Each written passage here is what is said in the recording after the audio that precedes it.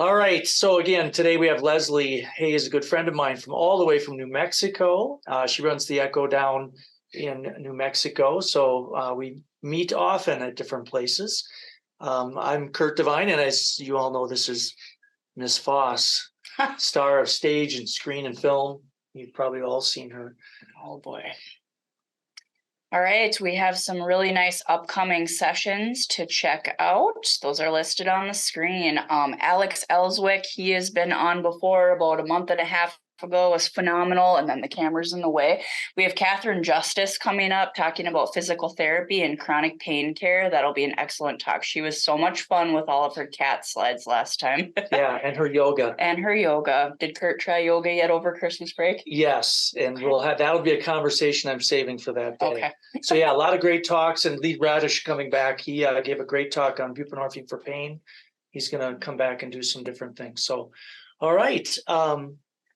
So again, free CME, please, when you get something from Katie, just make sure you fill that all out. That helps us as well. We love to have your computers on, so please turn on your video if you can. It makes it much more fun for Leslie to have faces to talk to. If you have any technical assistance needs, both Kurt's contact information and mine as well are listed at the bottom of the screen. We're happy to help you troubleshoot any tough cases or help you find research, anything that can be helpful.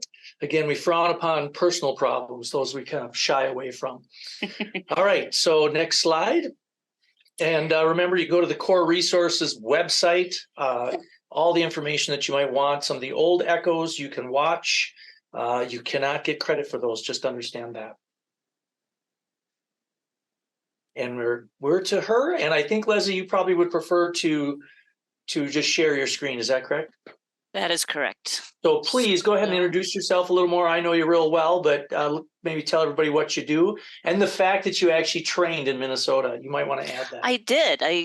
Leslie Hayes. I am originally from New Mexico, but I did my residency and actually my undergrad in Minnesota as well. I went to Carleton and did my med school at University of New Mexico and my residency in Duluth. And I hang on.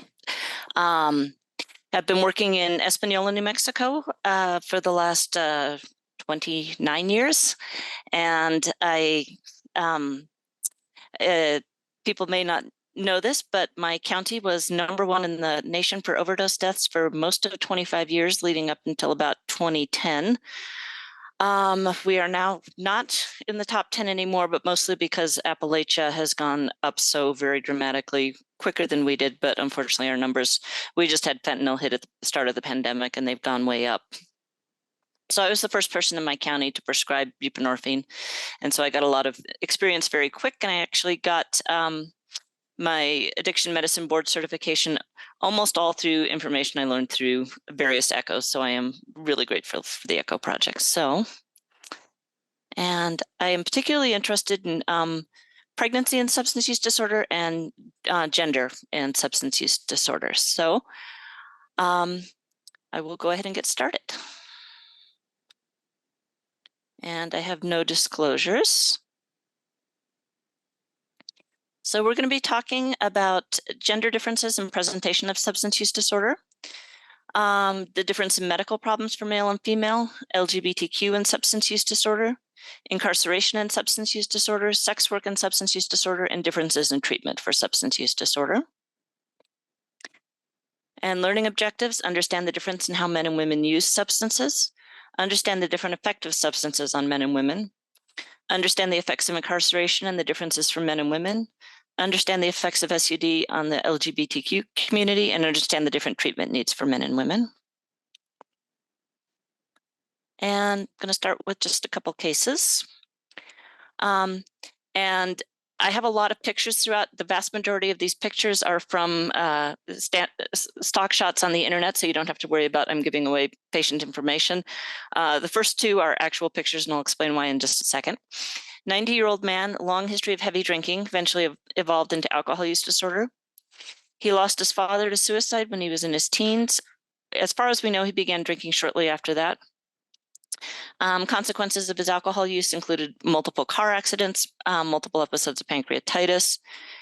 He lost his wife at age 50 because of alcoholic liver disease. He then married her sister. He continued to drink heavily. In his 60s, his wife finally said, "This is enough. You have to stop drinking." And he went into inpatient treatment. He joined Alcoholics Anonymous after that and lived a fairly healthy life. No relapses to alcohol. Eventually died at the age of 90. Next, 53-year-old woman. I keep forgetting to correct this slide. Wife to the first patient, long history of heavy drinking. Her mother nearly died when she was giving birth to the patient's younger sister, and she was very frail of health throughout patient's entire childhood. She died when the patient was 18. As a child, she was well known for being mean. She was also very capable. Mary Martin, who was the very first Peter Pan, went to high school with her, and she sang and danced, and this woman played piano for her. She was also a very heavy drinker throughout most of her adult life. She was employed throughout her entire adult life, despite her alcohol use, was the best poker player around by many accounts. Home life was marked by multiple episodes of domestic violence. She developed alcoholic liver disease at age 53, went into hepatic coma. She shocked everyone by waking up from this and managed to bribe her nurse to bring alcohol into the hospital. She died 6 months later, drinking steadily the whole time. And these people are actually my grandparents, and is the big part of the reason I'm interested in addiction medicine. And I just want to mention a couple things about terminology. When I looked at studies on gender and substance use disorder, none of them specified cis or transgender. I assume the vast majority are looking at mostly cisgender people, but I really don't know because they didn't say in any of the studies. And I have generally used the terms either female male or woman man that the study did. I want to start just with a quick historical perspective on gender and substance use disorder. We often think that women developing substance use disorder is a modern thing that happened because of feminism in women's lib, but this is not at all the case. Opiates have been used in the United States since at least the 19th century. At that time, they were the mainstay of treatment for diarrhea. It was pretty much all they had to treat diseases like cholera and dysentery. And they used them for a lot of psychiatric conditions as well, just because there weren't SSRIs or any other treatment available. Recreational use started after the Opium Wars. Large number of Chinese immigrants came to the US mid-19th century, and they had really horrible working conditions in the United States, and many of them, as a result, ended up in the opium dens. It's estimated that 20 to 25% of them smoked opium. And second number is supposed to be in 1862, sevenfold increase in opiate use from less than 1 in 1,000 in 1842 to 5 in 1,000 in 1862. Cocaine also became widely available. And at the end of the 19th century, about 2/3 to 3/4 of opium addicts, which is the term the source used, were women, mostly because women were given opium because we were considered less capable of managing female problems and neurasthenia. There were also significant numbers of cocaine, chloroform, and cannabis. Most of the opium that women were using was given to them by physicians at that time. And then in 1914, the Harrison Act was passed, and clinics sprung up around the country for people who needed treatment. Roughly a fourth of the clients at that time were women. And then the clinics were all shut down a few years after. There was a very repressive anti-drug approach. And essentially from 1914 until about 1960, there was no treatment available for opioid use disorder in this country. In the 1940s and 1950s, most of the treatment that was available through prisons. And there were therapeutic communities, religious-based program, and outpatient non-maintenance programs. Most of those were actually set up more to cater to male patients. Methadone actually became available in the 1960s. And at that time, women were about 25% of the clients. By 2005, it was 35%. And stigma has been a really big deal for substance use disorder in general, but it generally affects women more. And women who use substances are more stigmatized by two myths. The first is that it is believed that women who use substances are unrestrained sexually. And the second is that women who use substances are bad mothers. Women in general are less likely to develop problems because of substance use, mostly because they're less likely to use both drugs and alcohol. When they do develop substance use disorder or any problems related to substance use, they deviate more from sort of the acceptable female norm compared to a man with an addiction. And because of this, they are often more stigmatized. So, different presentations of substance use disorder in men and women. Start with a few more cases. First patient is a 52-year-old man, multiple medical problems, history of hepatitis C that was successfully treated, history of alcohol use disorder in remission, alcoholic liver disease, which is stable. He's not had any alcohol in over 20 years. He really feels this was the right decision because it was clearly affecting his health quite badly. But every time he comes in to see me, he laments he has no friends. The only way he could ever socialize was while he was drinking. And he was never able to get another group of friends after he quit drinking. And this is unfortunately quite common.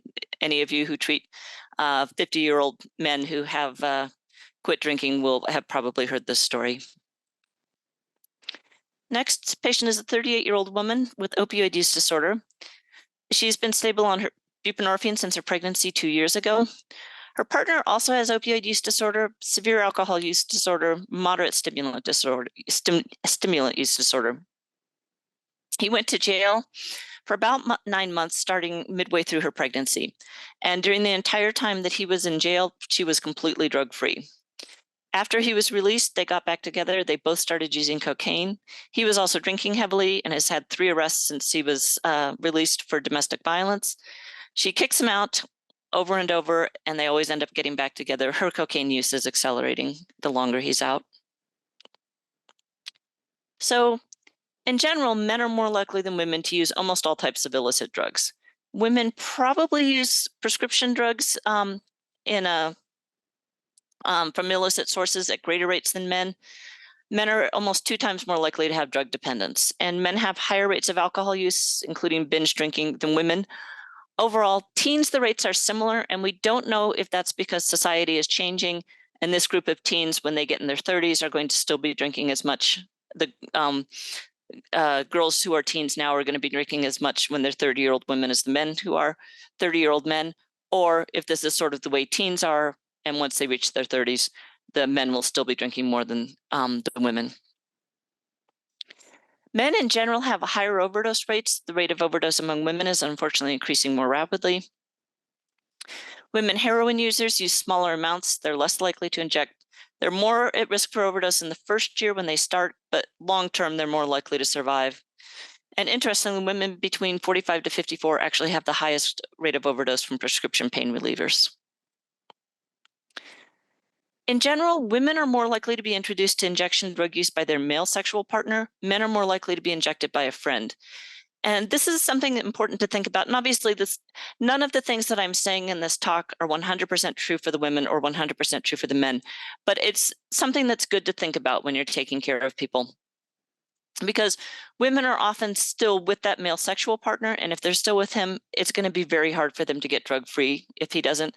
Whereas for men, helping them to think about the importance of finding friends who are not drug users can be really important, because men often will not have any friends once they quit using. Women are more likely to use prescription opioids to self-medicate for anxiety or stress, whereas men are more likely to use them to experiment or get high.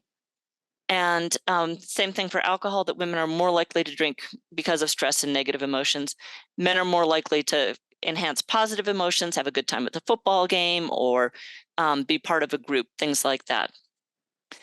So in general, then when you're looking at treatment, you need to think about that for women, you have to help them find other ways to deal with anxiety or stress. And for men, you have to help them find other ways to enjoy life. And obviously, like I said, this isn't completely true. There are plenty of men who are drinking because of negative reinforcement, and plenty of women who are drinking to have a good time and enjoy themselves. But overall, when you look at drinking and drug use, women are more likely to drink to deal with negative emotions. Men are more likely to drink kind of to get high and to have a good time and to enjoy being with friends. Methamphetamine use, women often use it because they think it will increase their energy, decrease their exhaustion from work, home, childcare, family responsibilities. And women are also significantly more likely to use it for weight loss. Alcohol in particular has special health risks for women. Women, when they drink the same amount, will get drunker much faster than men. Women tend to weigh less than men do. They have less alcohol dehydrogenase, which is the enzyme that's going to break down alcohol. And so as a result, their alcohol level is going to go higher. They have less water in their body to sort of dilute out the alcohol, and they have less muscle mass than men, which muscle helps to metabolize the alcohol. Women also have what we call a telescope course for alcohol use disorder, which means that drinking the same amount of alcohol that men do, they're going to develop bad effects from it much more quickly than men will. Women in general have a 50 to 100% higher death rate from alcohol use disorder than men do. So if women develop alcohol use disorder, they're more likely to die from suicide, alcohol-related accidents, heart disease, stroke, and liver damage. And excess drinking or risky drinking is defined differently for men and women because of this. Binge drinking, which is the most common form of excessive drinking, is defined as consuming 4 or more drinks in a single occasion for women or 5 or more drinks during a single occasion for men. And heavy drinking is defined as consuming 8 or more drinks for women or for men over 65, and for men less than 65, 15 or more drinks per week. And probably 20 to 30% of people on this call are thinking, I drink that much and I'm not an alcoholic. But most people who drink excessively are not alcoholics or alcohol dependents. What it is that this amount of alcohol puts you at risk for long-term consequences, liver disease, car accidents, things like that, even if you never develop alcohol use disorder. But it also puts you at higher risk for alcohol use disorder. Between age 10 and 64, excess drinking is responsible for about 1 in 10 deaths. And the health risks, I already mentioned: injuries, violence, high blood pressure, heart disease, and stroke, liver disease, other digestive problems, cancer of the breast, mouth, throat, esophagus, liver, colon, learning and memory problems, including dementia, and mental health problems, including depression and anxiety. And I will say, as far as the risky drinking guidelines, there was an interesting commentary in 2020 in the Journal of Addiction Medicine about whether or not these guidelines need adjustment. A lot of countries actually do not issue the guidelines around gender, and sex and gender have been conflated.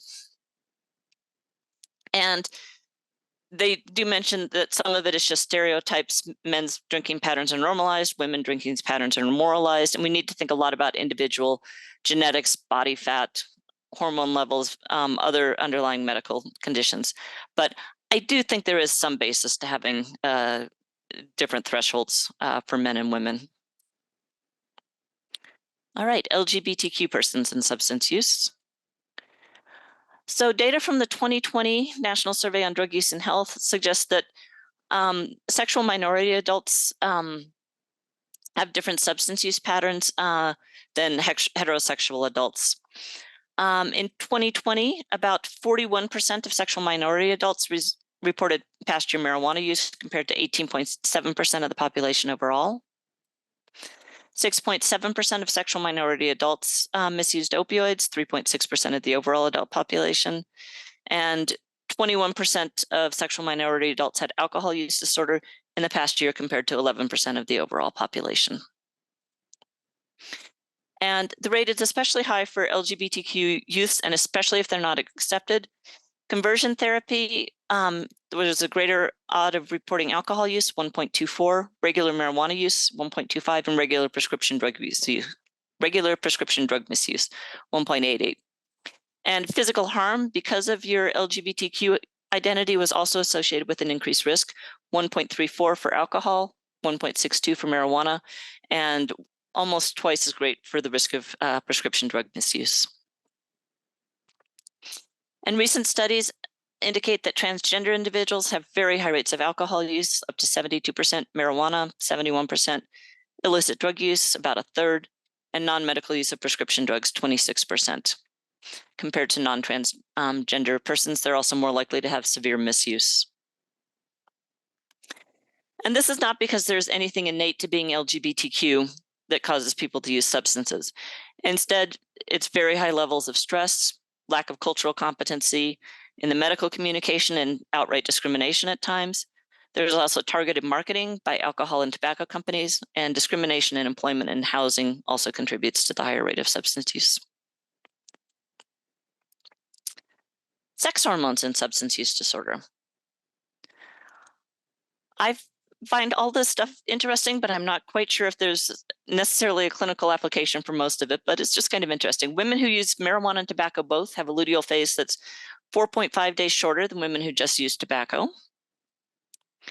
And 55% of long-term users of methamphetamine had disruption of their menstrual cycles. They can have prolonged cycles, shortened cycles, irregular cycles, and they have dysregulation of the hormones even if they have normal periods, 72%. And after 10 months of abstinence, only 40% had returned to normal hormonal levels. So this is something that can really affect you long-term. And this is the one I keep thinking I need to try with my patients, and I haven't yet. Women who quit smoking during the luteal phase, which is the second half of the menstrual cycle after an egg has been released, actually have better outcomes than women who attempt to quit during the follicular phase, or the first half of the menstrual cycle. And they do find response to stimulants in general, such as cocaine and methamphetamine, is higher in the first half of the cycle than the second half. And I don't know if this is connected why they're more likely to be able to successfully quit, but I thought that was quite interesting. And I think most of us know clinically that testosterone levels in men are suppressed by both alcohol and opioids. I would say at least half of my male patients on chronic opioids have low testosterone levels. Next, gender differences in incarceration and substance use disorder. Incarceration and substance use disorder are so intimately connected, and this is something that's going to affect our male patients a lot more than our female patients. Patient is a 32-year-old woman. She'd been stable on buprenorphine. She went to jail for 2 weeks. I never knew why. And she had a prescription for buprenorphine when she went in, and the jail destroyed it. When she got out, her insurance initially refused to cover the prescription because she wasn't due for it yet. I spent 2 hours on the phone that day with her insurance company, begging them to please fill the script. They did eventually agree to fill it. And I sent in a prescription, but she never picked it up. And unfortunately, she died of an overdose that evening. Next patient is a 41-year-old man. First went to prison when he was 16 years old. He was involved in a gang-related killing. He always said that he felt this was self-defense. He has fairly significant PTSD from the killing and from being in prison. He started using heroin after leaving prison, partly just to deal with the PTSD. He also struggled significantly with benzo use. He went back to prison in his 30s for drug trafficking. At that time, he was started on Suboxone. He went through SUD treatment. He also had his hepatitis C treated. Currently employed and stable with respect to opioids, occasional relapses to cocaine. Next is a 39-year-old man with opioid use disorder and schizophrenia. He'd been quite stable on medications for both. He had, I believe, 8 years sobriety at this point. He didn't pay a speeding ticket, and when he got pulled over a second time, he went to jail. They did not give him any medications in jail, which was completely unnecessary to do this. He lasted 5 days in withdrawal before he finally used heroin. And nobody had told him he was getting out that day. He told me later, he said, if I'd just known I was getting out, I could have lasted that 4 hours. He was finally discharged 4 hours later. And at that time, he just was so ashamed and upset that he just continued to use. He also started using stimulants, which he'd never used before. He used steadily for about 2 months before he finally got back on track. And I really was quite scared he was going to die of an overdose, but fortunately he did not. He has been stable since that time, but he is still so filled with shame about this incident that I cannot mention it to him. So men are far more likely than women to be incarcerated. In the US in 2010, 126 per 100,000 women were incarcerated, 1,352 per 100,000 men were incarcerated. So roughly 1 in 100 men, 1 in 1,000 women. Currently, the US has 4% of the world's population. We have about 30% of the world's incarcerated women. And an estimated 65% of the United States prison population has an active substance use disorder. Another 20% did not actually meet the criteria for a substance use disorder, but were under the influence of drugs or alcohol at the time of their crime. And it's really fairly easy to find data on what % of prison inmates have substance use disorder. But what I found much more difficult to find was information on what percentage of people with substance use disorder have been incarcerated. And this was the only study that I was able to find. And what they said was that about 22% of people with substance use disorder had been incarcerated before, which is incredibly high, in my opinion. In the US, 10% of the general population has been incarcerated, which still kind of blows me away. And I did not find anywhere that actually calculated the % of women with substance use disorder versus the % of men. And here, I didn't have any cat pictures. I didn't know it was required, but I did have my cat here, so say hi. Okay. Anyway, so this particular study had numbers in it for men with substance use disorder and women. So I went ahead and calculated it based on that. So these numbers are not nearly as accurate, and the statistics have not been proven. So, but men with substance use disorder were over 2.5 times as likely to have a history of incarceration. About a third of men with substance use disorder have a history of incarceration. This has a huge effect on people's mental health. It has an effect on their ability to find housing, to get employment down the road. And this is affecting a third of our patients with this condition. So it's really something we need to be thinking about. Roughly 15% of the women with substance use disorder had a history of incarceration. And just a reminder, Blacks and Latinos are far more likely to be incarcerated for drug law violations than whites, even though the rates of drug use and drug selling are similar between races. And just a reminder that mortality rate is horrific. Mortality rate from overdose is really horrific during the first 2 weeks getting out of jail or prison. It is roughly 20 times higher than the baseline rate for the population. And so we really want to think about those first 2 weeks, make sure that people coming out of incarceration are getting into treatment. One study showed that opioids were involved in almost 15% of all deaths during the first year after incarceration. The overall all-cause mortality rate was 737 per 100,000 person years. And overdose was the leading cause of death. And overdose deaths in former prisoners were about 8% of the overdose deaths in people between age 15 and 84 in Washington between 2000 and 2009. And women in particular coming out of incarceration were at increased risk of overdose and opioid-related deaths compared to men. Whoops. And more than half of the people who are incarcerated are parents of minor children, 120,000 mothers and 1.1 million fathers. So this counts as an adverse childhood event for those children. And more than 5 million children in the United States, 1 in 14 have an incarcerated parent. 1 in 9 Black children, 1 in 28 Latino children, and 1 in 57 white children have had an incarcerated parent. And 84% of parents in federal prison and 62% of parents in state prison are over 100 miles from their children. An Australian study showed that a prison methadone program pays for itself when prisoners leaving the system avoid just 20 days of incarceration. Vermont Office of Alcohol and Drug Abuse Programs found that for every $1 they spent on methadone treatment in the prisons, you can save $12 to $14 in health and social costs, mostly in crime reduction, healthcare cost reduction, increased employment. So we really want to be treating. And I've asked my patients what they want doctors to know about incarceration before giving this talk. And this is what they've told me. Everyone comes out with PTSD. You are so desperate when you're in jail and in withdrawal that you will do anything to get out of it. You will use dirty needles. You will shoot up heroin even though you've never used it before. You won't survive if you are weak. The probation system is set up so that you will fail.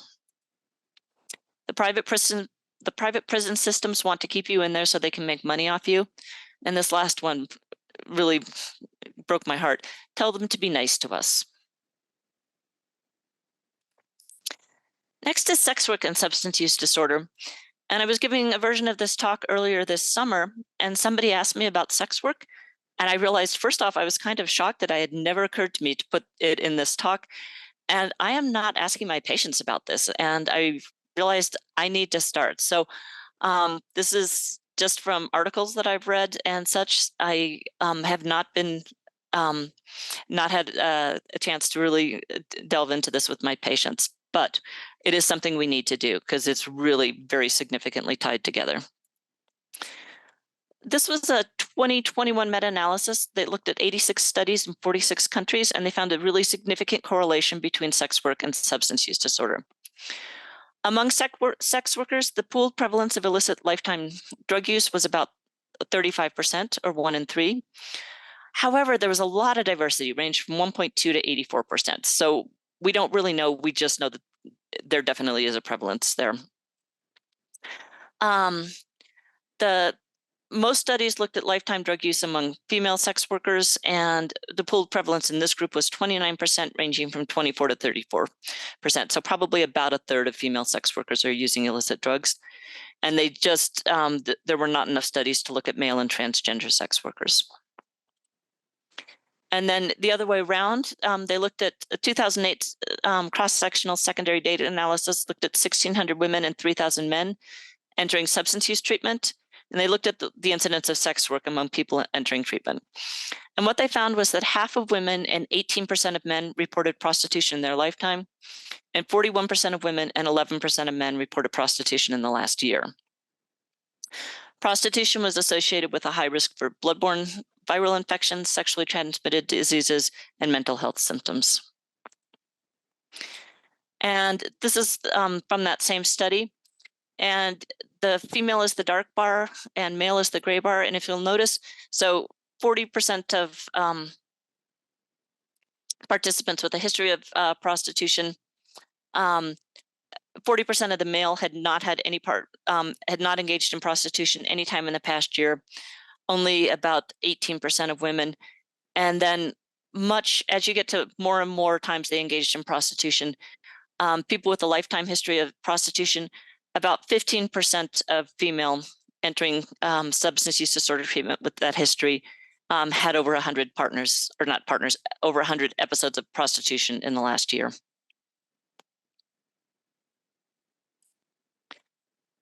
And as far as the correlation, the way we often think about it is people are using illegal drugs and the only way they can get money is to go out and participate in sex work. But it's often the other way around. There is just a huge amount of trauma involved in sex work, and people will often start using drugs to cope with that trauma.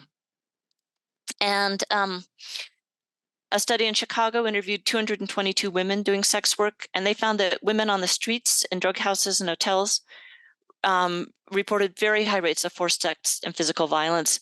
Almost a fourth of women in drug houses had been raped more than 10 times.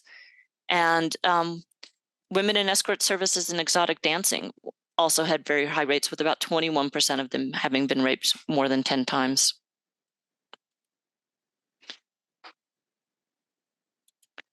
So, substance use disorder and violence. First patient is a 37-year-old woman I'd taken care of for about 10 years. She had severe alcohol use disorder and alcoholic liver disease. There was a crisis in a foreign country, and out of the blue, she mentioned that she had been raised there. And I had no idea. I said, how'd you end up there? And she said her stepfather had been stationed there. And out of the blue, she just said, oh, yeah, he sexually abused me from the time I was 8 until I turned 15. And she said there was nothing she could do about it because her mom did not want to help her, and she was in a foreign country and had no support. She was never able to stop drinking. She died about 6 months later. So in community samples, more than a third of female children experienced sexual abuse by the age of 18. And women with a history of childhood sexual abuse have 3 times higher rates of substance use disorder. There's also, not surprisingly, very high rates of PTSD in women with substance use disorder.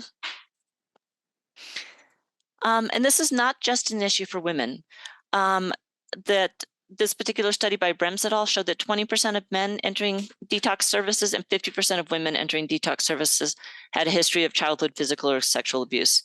And a history of childhood abuse is correlated with starting drinking at a younger age, having more problems with alcohol and drugs, having more severe mental health issues, and more lifetime arrests, regardless of being female or male. And oops, already did this one. African American and Native American women are much more likely than women of other racial groups to be victims of rape, stalking, and physical violence, all of which are risk factors for substance use disorder. And the other way around, women with alcohol use disorder have an increased risk of unprotected sex and an increased risk of becoming a victim of violent sexual assault.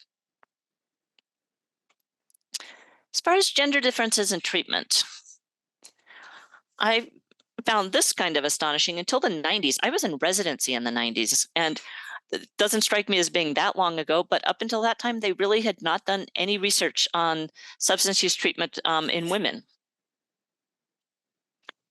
So what they did find in the research they did was that women need a more supportive and less confrontational approach to treatment. And harsh confrontation is especially problematic for populations with a high frequency of traumatic experience. This is more likely to be women than men, but there are many men with a history of trauma.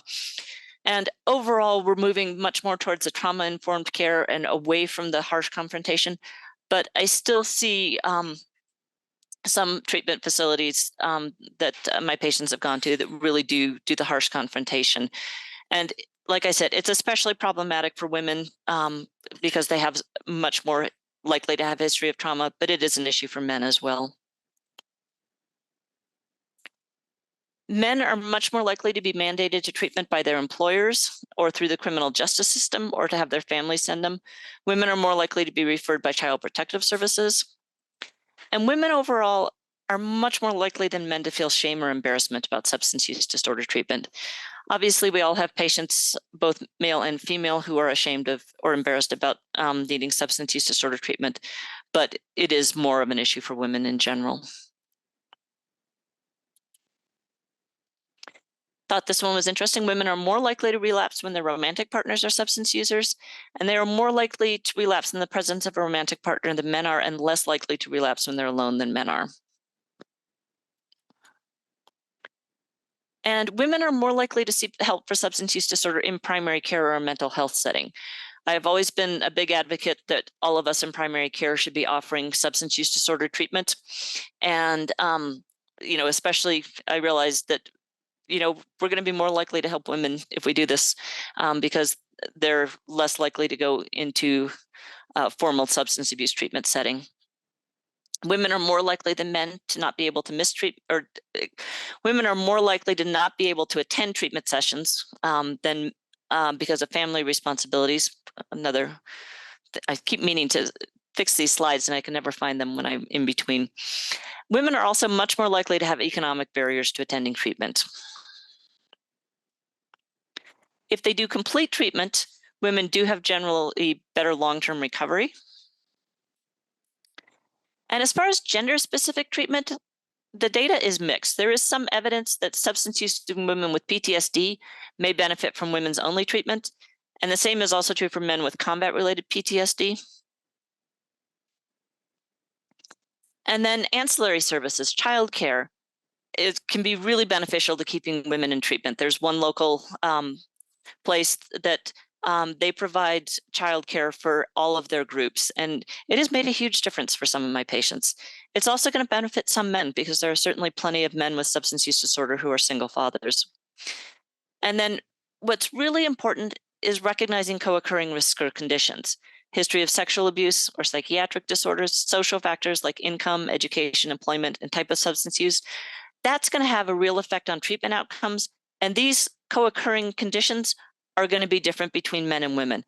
And it may be that recognizing these conditions is much more important than providing treatment specifically for women or men. It's treating the co-occurring conditions that are more likely to occur in men or women. So, take-home messages. Women are less likely to use substances or to have a substance use disorder, but when they do, the consequences are usually more severe, both medically and socially. You want to be aware of the correlation between violence and substance use disorder.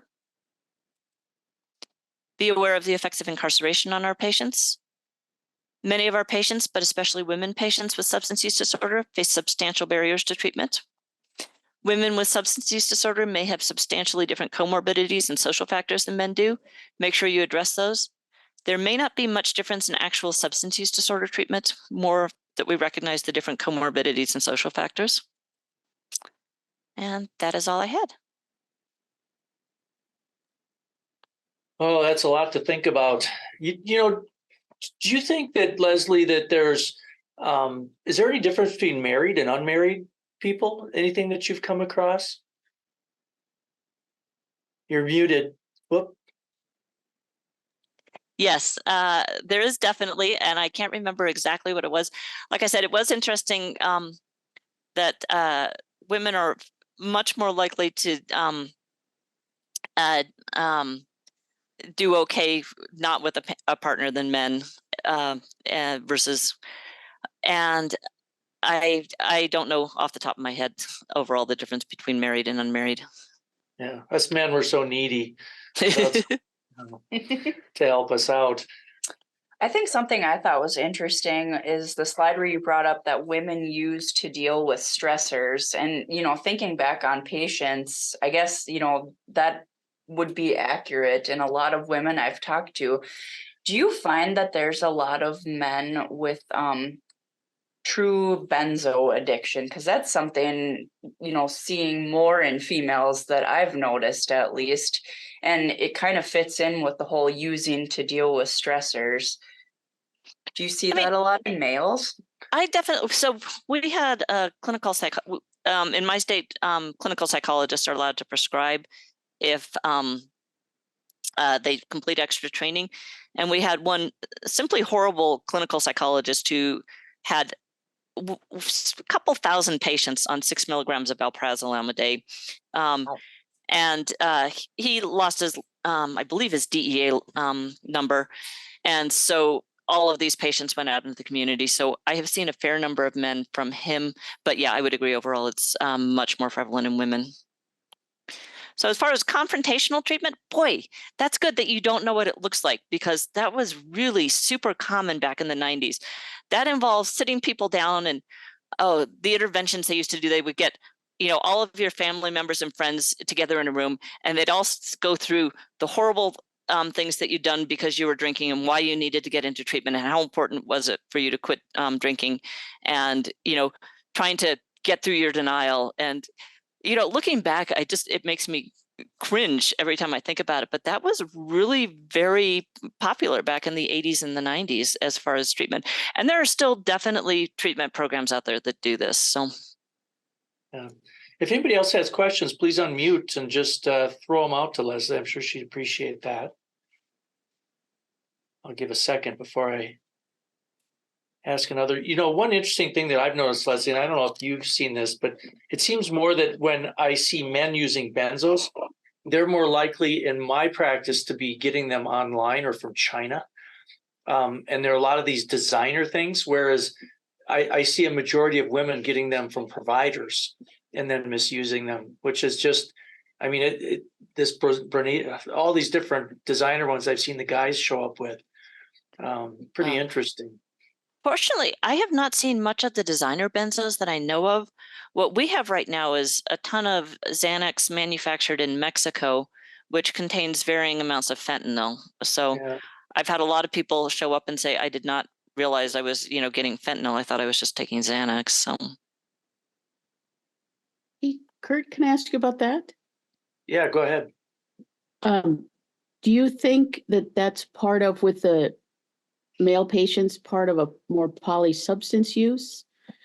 And for the women, is that sort of, is it more prescription misuse of a prescription for them, or is it somebody else's script, or both?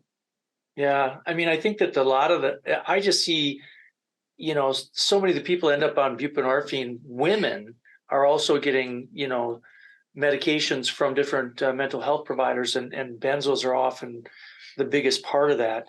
But I have had multiple guys who are getting polypharmacy from overseas. It's not just the benzos. Once they go online, they see what they can get. Teneptine, which I've seen a couple of cases of. Bromazolam, I think, is the one that's been, and of course they don't even really know what it is. One guy brought it in; it was actually liquid. I had no idea what it was, and so. I think it's interesting that I've had multiple guys, once they get hooked into the dark web, they're just ordering whatever they think might fix them, right? Huh. Yeah, thanks. We have a new project, and I don't know if this is just New Mexico or if it's something going on nationwide, where they actually have a project through Department of Health in my state where you can bring in drugs to get them analyzed to see what's currently in the community. And so that just started really a couple months ago. And so fortunately, we have not had xylazine yet. I'm happy about that. And not a lot of synthetic benzos, but. Yeah. Yeah, my county in Morrison actually has more xylazine related deaths than Hennepin did this year. So it's like xylazine certainly around.